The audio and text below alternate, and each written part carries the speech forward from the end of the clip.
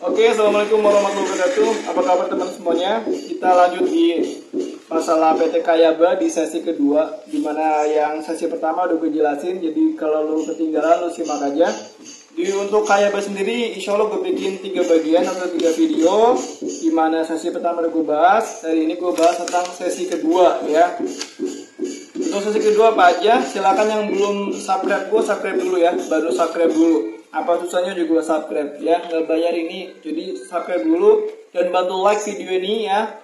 Like dulu, apa susahnya mencet like, gak bayar juga. Kita saling membantu lah ya. Gue bantu kalian, kalian bantu gue, oke? Jadi like video ini dan komen apapun yang mau tes, silakan tulis doa kalian di kolom komentar. Semoga Allah beri kemudahan untuk diijabah doanya ya. Dan baru share video ini.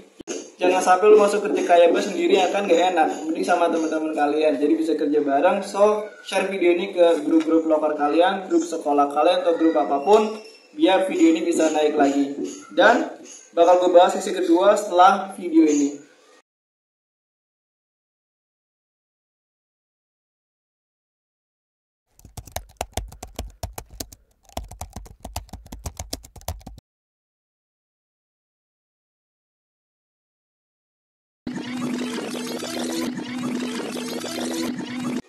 Oke guys, biar nggak terlalu panjang juga, langsung aja gue bahas untuk sesi 2 ya. Sesi 1 udah gue bahas di video sebelumnya, lo bisa cek aja. Untuk sesi kedua ini, ya tadi yang udah gue bahas di sesi pertama secara rincinya, yaitu pertama public posting. Public posting ini cuman pengen tahu kepribadian kalian. Jadi simpelnya pilih aja yang paling bagus gitu loh. Kalau ada pilihan yang kurang bagus atau jelek, jangan dipilih. Karena ini menyangkut dengan penilaian diri kalian. Jadi kalian pilih yang paling bagusnya. Contohnya, saya seorang pekerja keras. Yang kedua, saya orangnya malas. Pilih yang pekerja keras. Gitu aja. Simpelnya begitu. Dan yang kedua yaitu gambar penalaran guys. Itu gambar penalaran ini sebenarnya gue juga nggak bisa ngejelasinnya. Intinya gampang kok. Ini cuma penalaran kalian aja. Jadi cuma gambar ya penalaran otak kalian. Insya Allah gampang kok. Jadi nggak susah-susah amat. Dan yang ketiga, langsung interview dengan psikolognya. Nah di interview psikolog ini cuma bahas masalah keseharian sekolah, karena kan banyak kan kalian masih muda. Absensi biasanya tanyain, misal lu pernah absen berapa kali, itu bakal ditanyakan. Karena setahu gue berkas untuk Kayaba ada nilai rapot dari semester 1 sampai semester akhir suruh fotokopi. Nanti dicek sama pihak psikolognya, termasuk kehadiran kalian, absensi kalian, dan beberapa not atau catatan dari guru kalian waktu sekolah. Ini bakal dipertanyakan sama pihak psikolog, karena yang interview psikolog orang psikiater, bukan HRD. Ini lebih mendalam terkait karakter dan pribadi kalian. Nanti karakter sama pribadi kalian bakal beda abis sama psikolognya. Kalau ternyata karakter kalian bagus, insya Allah pasti lolos. Dan senangnya lagi, langsung diumumin di hari itu. Jadi sesi 1 dan sesi 2 di hari yang sama. Ini menurut pengalaman gue pribadi waktu itu ya. Dan yang lolos waktu gue pribadi saat itu langsung berangkat ke Kayabanya sendiri di MM. Nggak tahu besok kalian di BKK di hari itu juga atau nanti di Kayabanya, nggak tahu ya. Karena kan gue hanya share sesuai pengalaman gue. Jadi kalau beda ya gue mohon maaf ya. Dan langsung ke PT-nya. Ke PT bukan tanda kontrak, itu masih rekrutmen lagi guys. Bukan langsung lo kesana diterima, enggak. Karena masih panjang tahapannya. Waktu itu gue sama teman-teman dari Tegal itu langsung ke Kayabanya di MM. Itu berapa ratus orang tuh, banyak. Seingat gue ada 5 apa 4 bis. Kalau satu bis 40 orang ya berarti kali aja 4 kali 5 200-an ya.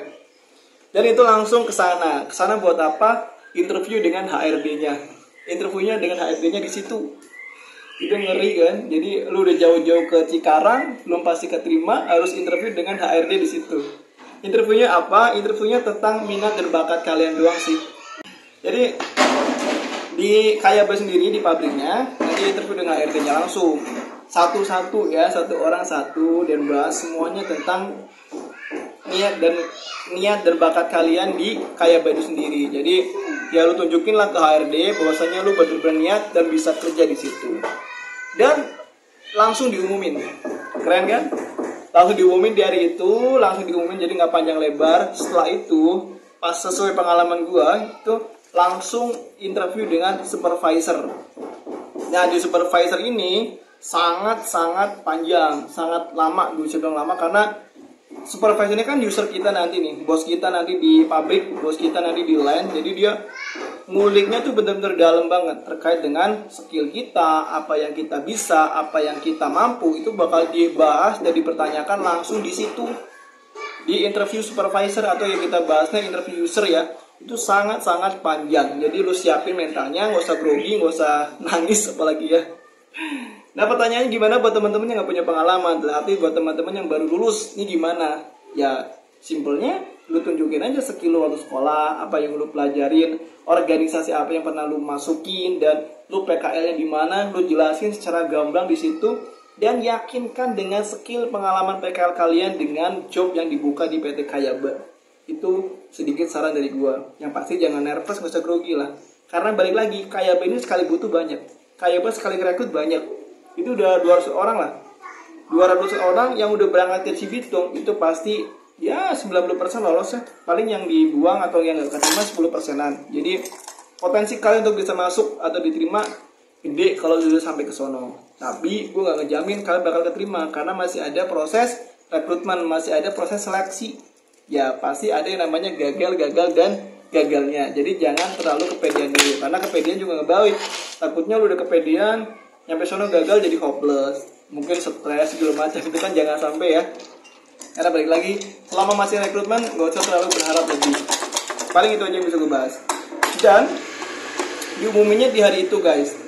Setelah itu akan medical check up. Kalau gue pribadi waktu itu medical check up dulu, terus kan nunggu panggilannya kan selama bukan panggilan, hasil dari medical check up itu kan 2 mingguan. Nah selama 2 minggu itu gue training di Kayaba. Jadi belum ada hasil lolos dari medical check up, gue udah training duluan. Selama waktu itu 3 hari, ternyata hasil medical check upnya diumumin selama 4 hari pas gue pribadi 4 hari diumumin. Karena ketika gue lagi training di situ selama 3 hari, di hari keempat itu gue dipanggil, dikasih tahu bahwasanya ternyata hasil medical check up gue gagal dan gak diterima dengan alasan begini-begini. Ya alasannya waktu itu mata gue minus, padahal mata gue nggak minus. Dan paling anehnya lagi, gue kan gelombang pertama, gelombang kedua adalah gitu dari Tegal juga. Temen gue yang minus 3 dan minus 2 malah lolos. Berarti di sini nggak ngejamin bahwasanya mata minus itu bakal lolos. Mungkin dari pihak perusahaan minta 3 terburuk hasil medical check up-nya, dan ternyata semuanya baik dan hanya ada yang matanya minus doang. Dan termasuk gue, katanya minus setengah apa berapa. Karena barengan gue kan ada 4 orang yang gagal, 4-4 yang minus. Nah yang satunya ada yang minus 6, minus 5, minus 4. Gue yang minus kurang dari 1 itu ikut kena juga. Dan padahal setelah gue cek juga gue nggak minus, normal-normal aja. Gue juga nggak tahu kenapa. Dan aktualnya gue bisa lolos di Toyota, bisa lolos di Daihatsu. Padahal gue waktu tes Kayaba katanya minus dan hasilnya kurang maksimal. Ini bisa buktikan bahwasanya ketika kalian gagal di medical check up PTA, belum tentu juga gagal di PTB gitu loh. Jadi hasil medical check up tuh beda-beda setiap kondisi kita, badan kita. Termasuk gue gagal di Kayaba katanya minus. Oke? Paling itu aja yang udah gue bahas terkait dengan sesi kedua seleksi di PT Kayaba. Kalau memang ada manfaatnya ya gue ucapin itu dari Allah Subhanahu Wa Taala ya, bukan dari gue. Kalau ada salah-salah kata gue mohon maaf. Dan Umar yang sini. Dan tolong bantu share video ini ke teman-teman kalian ya, biar video bisa naik, bisa ya penontonnya banyak lah, biar ada untungnya juga buat gua. Dan tolong bantu subscribe, belum subscribe ya. Dan nanti di video ketiga gue bahas tentang medical check up PT Kayaba lebih dalam, sesuai dengan apa yang gue alamin, kenapa gue bisa gagal. Dan ya gue harap kalian gak gagal kayak gue. Dan gue harap semua yang udah kesana medical check up bisa lolos semuanya ya. Bagus Muhammad. Jika dirasa video bermanfaat, tolong komen di kolom komentar, kolom doa kalian isi di kolom komentar aja, biar bisa naik video ini, baru subscribe video ini, dan semoga Allah jaga kita, Allah lindungi kita, Allah rahmati kita, semoga Allah mudahkan semua ikhtiar kita ya. Bagus Muhammad, mohon maaf jika salah-salah kata, dan sampai jumpa di video berikutnya. Wassalamualaikum warahmatullahi wabarakatuh, see you.